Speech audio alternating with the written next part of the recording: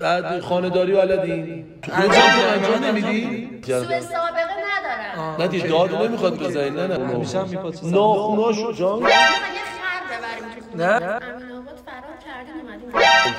چی بگم؟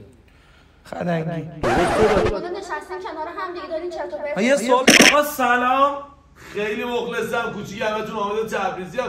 امروز بر اساس اون آگهی که زده بودیم تو اون سایته قراره بازم پیشنهاد کاری بدیم.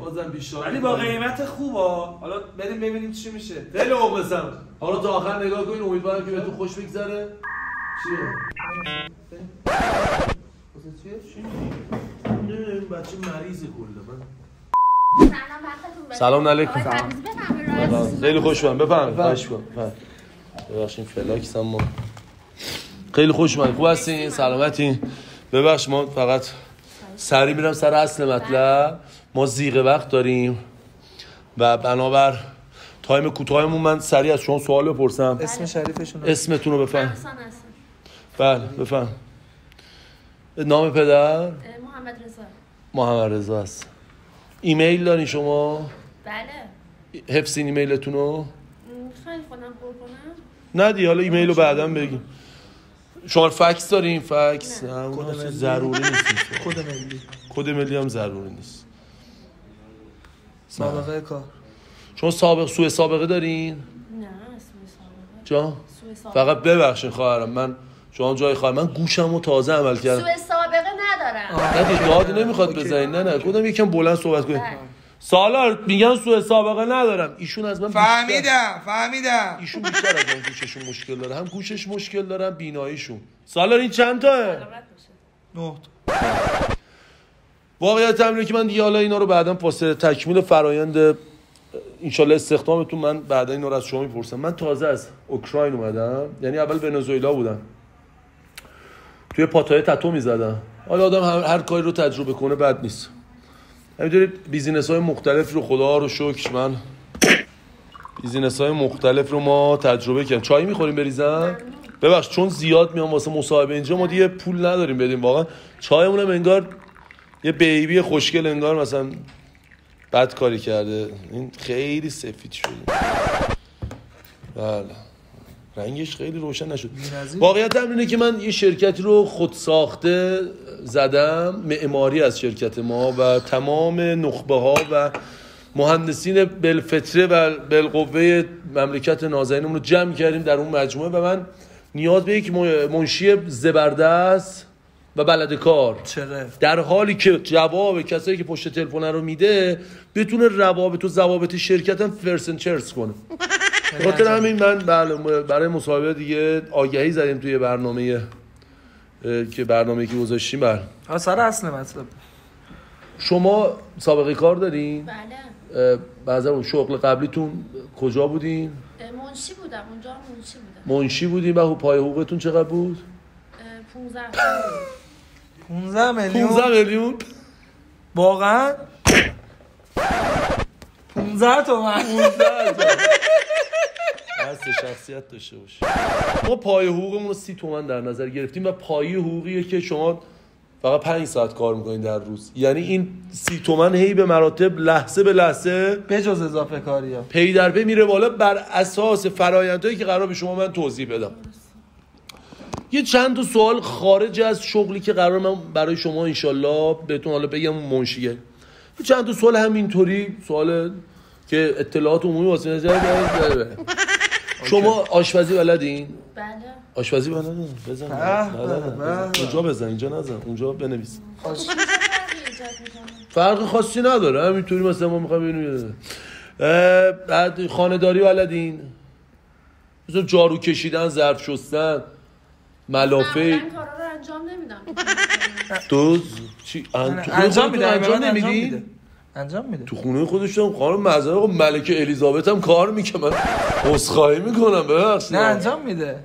دختر اون بنده خودم جورابای خودش میشوسه، یکی دیگه نمیاد که جوراباشو میده نگاه داد انجام میدم.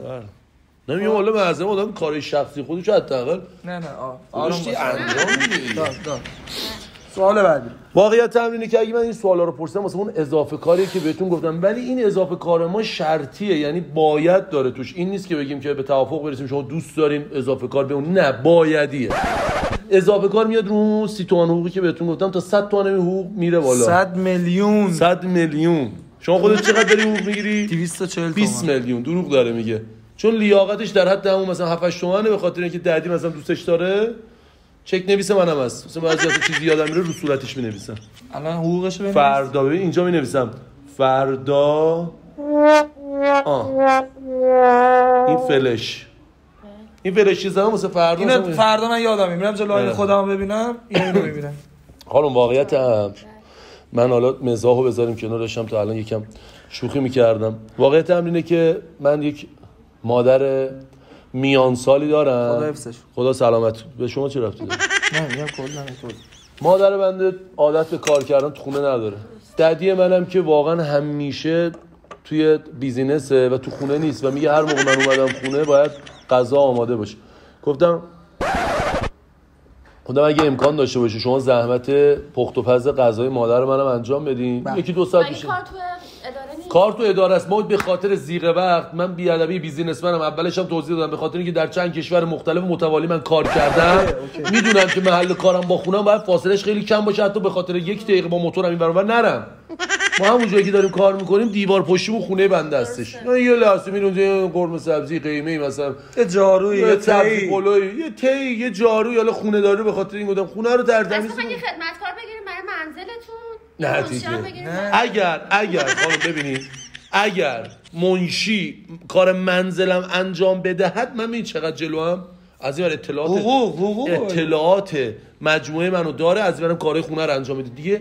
مادرم هر چی سوال راجع به کار داشت بهش میگه دیگه. یکی دیگه ما استخدام نمی‌کنیم که اونجا بیاد. اصلا دیدی میگن منشی دست راست عقب رئیسه. بله.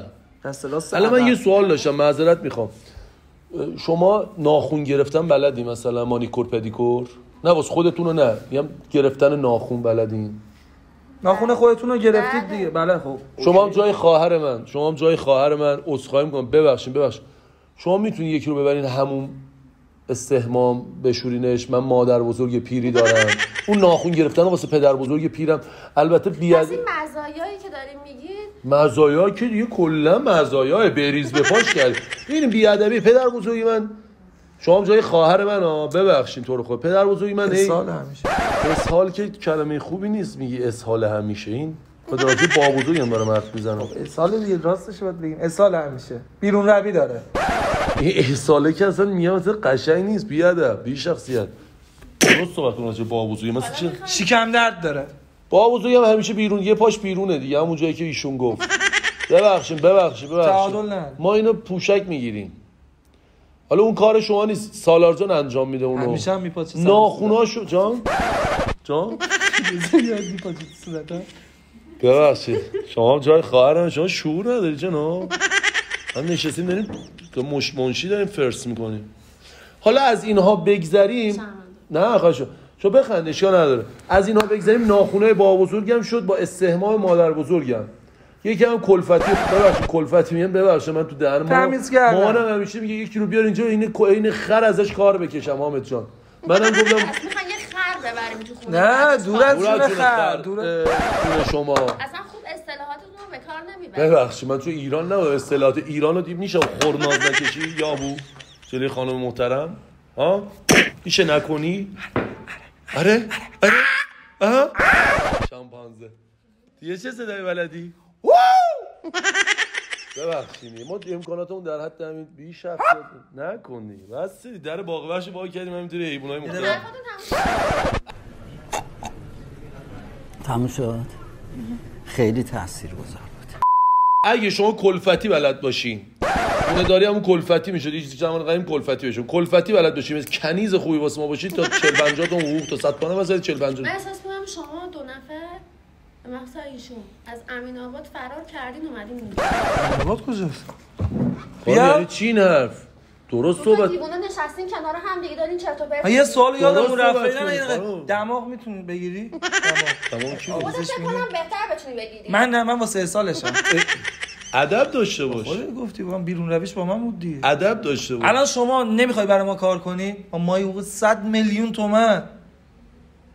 ادب این فرتق گرفتم جزء آپشنای ما نبود. خودت بشین کار کن. اینجوری بهتر نیست؟ من دارم کارمو میکنم.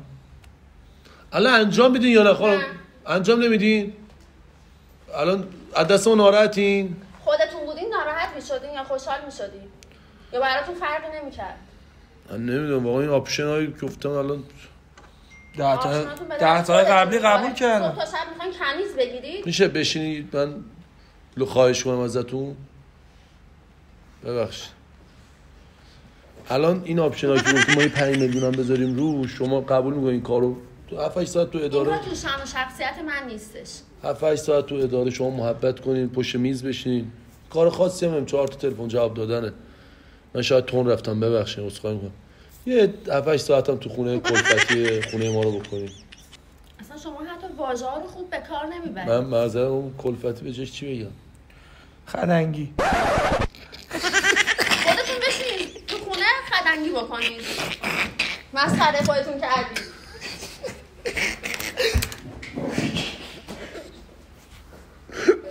بیارش بگو ببخشید معذرت خواهی کن بیار. خب من یه بار دیگه جلوی دوربین از شما عذرخواهی می‌کنم. من اصلا ببخشید تو رو خود من شوخی کردم. فقط باب این بود که ما یه تأثیری از شما بگیریم به یادگار برای بیننده‌هامون جذابیت و خنده بیاره و من به خاطر همین موضوع کارت هدیه ناقابل خیلی ممنون دوست کردم. ما اجازه پخش این ویدیو رو داریم؟ بله. یه دست تکون میدیم واسه دوربین ما. مرسی ممنونم واقعا دم همتون گرم که ما رو تا این لحظه نگاه کردین. امیدوارم که بهتون خوش گذشته باشه. چی گفتی جان اصلا من میگم این ماهی 100 تومان من نمیتونم برم تو این کار. نداریم من چیکار. نداره. آقا اگر اینستاگرام میبینید حتما فالو کنید. اگر یوتیوب میبینید لایک سابسکرایب زنگوله بابا خدا وکیلی نمیرسه. خیلی مخلصم. بهش نمیرسه. خیلی مخلصم. میرسه دیگه.